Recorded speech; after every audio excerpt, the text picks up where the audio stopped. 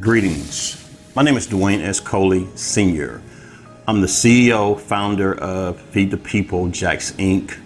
And this is my experience with being homeless as a veteran of the Marine Corps.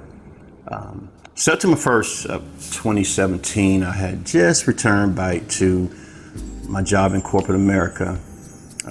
I was a senior underwriter, just came off of medical leave. And the very day that I returned to work, I got the news of being laid off. It was right at my 10th year of service that the devastating news happened, and I found myself now in a position of not having any employment.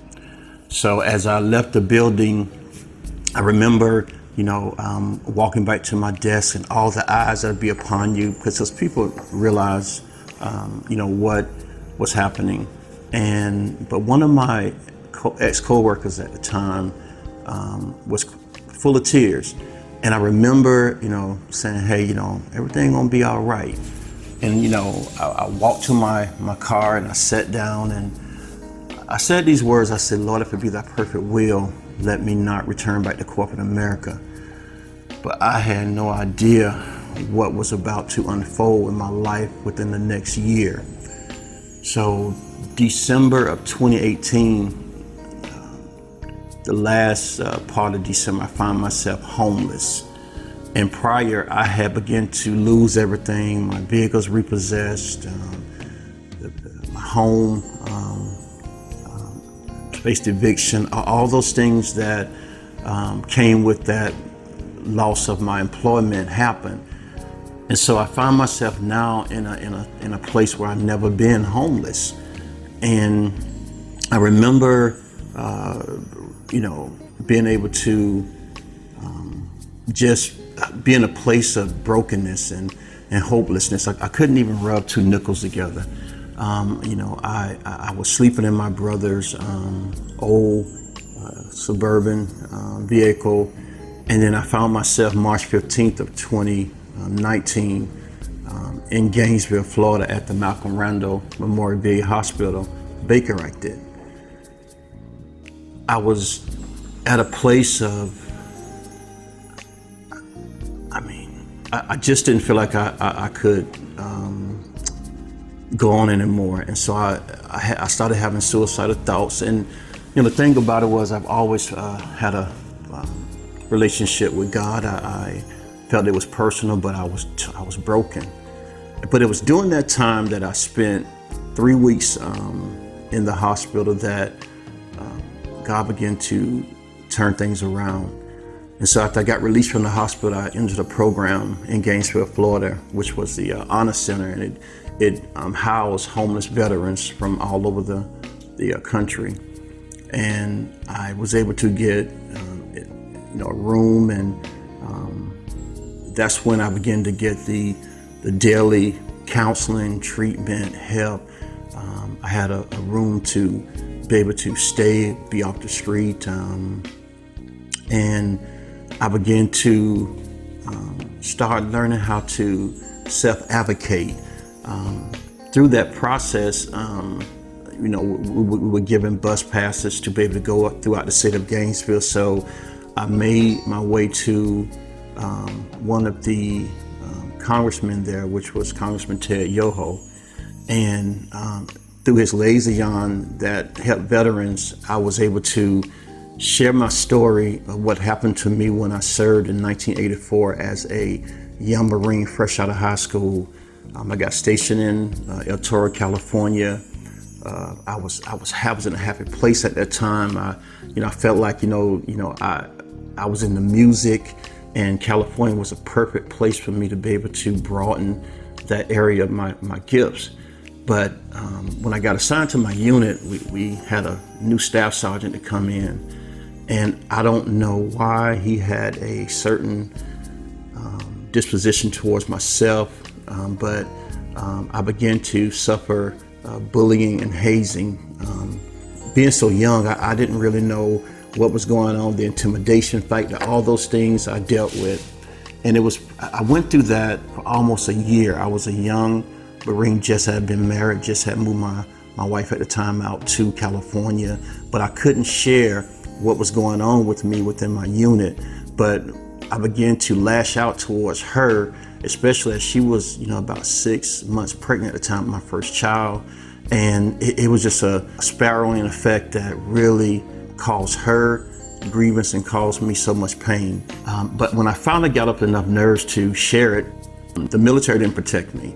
I was discharged, and it was an honorable discharge. There was no honor in the discharge because the way that I was discharged and the way that I was labeled, it prevented me from getting any kind of assistance through the government. So for 34 years, I managed to try to live my life living with an underlying condition of major depressive disorder. And it wasn't until, though, that I got in that homeless state that I was able to now open up and talk about my condition in the Marine Corps and what happened to me. And through that, Congressman Ted Yoho's office requested my military records. And at that time, when we requested the records, this is when God's plan began to take place. It was in my records and documented that I was being mistreated. I was being abused by another Marine Corps personnel. And so because that was documented, they sent a congressional letter to the VA on my behalf, and it opened up a case, and I had a military law judge that looked over the file and got all the documentation and overturned the discharge and changed my condition to being medically retired. So it was 34 years that happened. It was at the point of that time that now I was able to get the benefits and get the things that I should have gotten 34 years ago. And so that allowed me to be able to come out of homelessness. And then God wasn't finished, so I went through a process of relocating back to Jacksonville and moving to an apartment, and started getting myself back together and started feeling better about myself, because that experience was horrific, being homeless. When you think about, not having anybody you could really rely on, not really understanding what's going on in your life, dealing with people that may have other underlying mental illness conditions, substance abuse, drug addictions, all those things you're faced with daily, and you're in a place where there's so much aggression because people are broken, you don't know what's going to happen. So November 2019, I found myself, in my apartment, and I'm kind of, I'm getting the counseling I need through the VA, and I find myself laying across the bed, and I'm nudged like, apply for your house, and I'm like, apply for my house, and I'm looking at, remembering, being in a homeless position, my credit, I lost everything. I lost, didn't have the right savings, none of that stuff I had. But what I did have was my personal relationship with the Lord. And so at first I didn't, I was like, that's crazy. And then I tried to lay down and sleep, and then Spirit nudged me again. So finally I went online, I applied for my house, and then within maybe 30 minutes probably, I get this email, phone ring simultaneously, hey, you've been pre-approved. And I was blown away, because now God is positioning me to be able to own my first home. And in that process, I didn't have, my credit was shot. My finances were deplorable, I would say. But the promises of what was about to happen, God had a plan. So I ended up buying my home, beautiful, beautiful property. And now I don't have to ever worry about being in a homeless situation again, because God not only provided the finances, but He also provided a place of security, of peace that surpasses all understanding. So Feed the People, Jax Inc. was birthed through the experience that I had being homeless. I know now that that was purpose, because I've always had a heart for giving. I've always, had a heart for people, but to experience homelessness, to be in a position of vulnerability. And so to know what it felt like to, try to receive help from certain programs, and the way you're treated, the way you're looked down on by society, by the people that's administrating these particular programs, it was a wake-up call. So God birthed Feed the People Jax Inc. nonprofit. We are veteran supported. We provide tailored, catered meals to homeless veterans and the less fortunate. We give an experience that's so much different than a soup kitchen. Not to say that a soup kitchen isn't important, but because I've had 34 years of catering experience, I wanted to take that knowledge and be able to be a blessing to those that are in situations that have them at a place of uncertainty, some be at a place just like I was, of brokenness, even to the point of suicidal thoughts. And unfortunately, some that actually go through the act because they feel like they don't have love.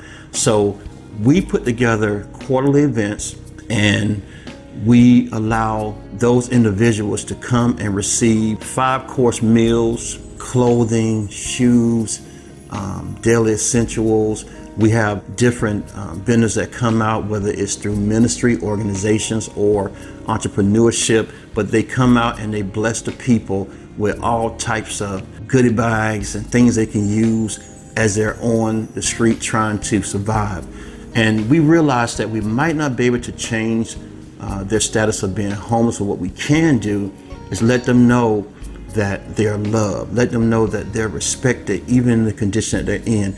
And because they're where they're at, they might not be able to experience, these restaurants that, unfortunately, when they see that you're homeless, they don't even want you in the establishment.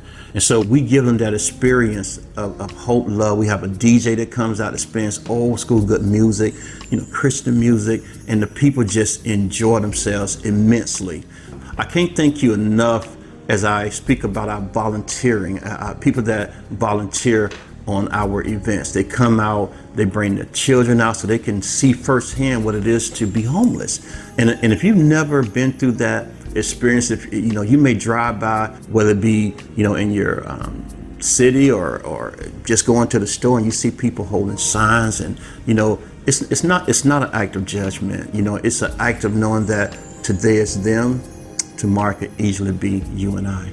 So Feed the People provides those services, and then what we envision is to be able to get funding through corporate sponsorship. We receive donations through Cash App, through Zelle, through Venmo, even through our website. People go out and they donate. When we put on these particular events, people are a blessing, but there's so much more that's needed. So as we grow and as we get, in the next couple of years, our vision is to not only service the Jacksonville, Florida area and the areas that are surround Jacksonville, but to also go city to city with this concept of helping people. And so our next phase is to be able to get a building, to be able to have veterans be able to come in, take a shower. They can use our phone lines to reach out to their loved ones. The veterans can also make provisions to get on the computers and start their benefit process, to get training on computers, to get training on how to even apply for their benefits,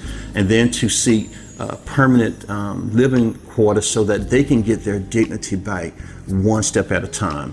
We realize that it's going to take grants, it's going to take the federal government, our city, our politicians, people that are in position to assist Feed the People, Jax Inc. nonprofit, to get to the next levels that I know is in our purpose. And then on the side of that, our plan for the next 5 to 10 years is to be able to buy some of these abandoned buildings, these houses, and renovate them and give temporary living quarters to get, especially our vulnerable families, women that are pregnant with children, get them out of those conditions into a place, and then we can start working through programs that will be able to, and even home ownership.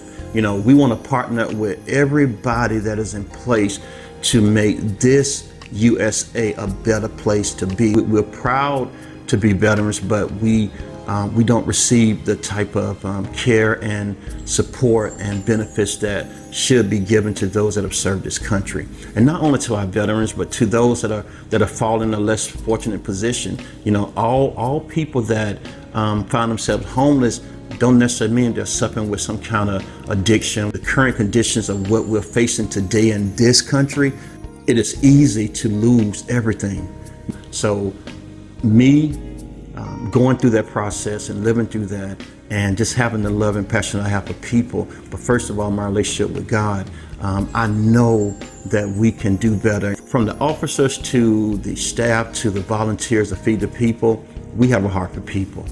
We have a heart for loving on people and giving to people, and then all the organizations that come in and take part and do sponsorship or partnership with Feed the People, we can't thank you enough, because you're making a difference. And as I end this, the greatest satisfaction to me, whether I'm helping fry fish or prepare this or do that, the greatest satisfaction is the people that come through the line. They say, hey, we can't thank you enough. We've never received this, or we haven't had a French fry in this many months, and we haven't had this, and in the clothing. And I remember one gentleman coming up and said, I got an interview Monday, and I didn't have shoes and a shirt.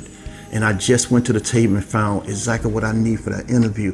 That's the kind of stuff that brings joy to everybody that's involved in this nonprofit.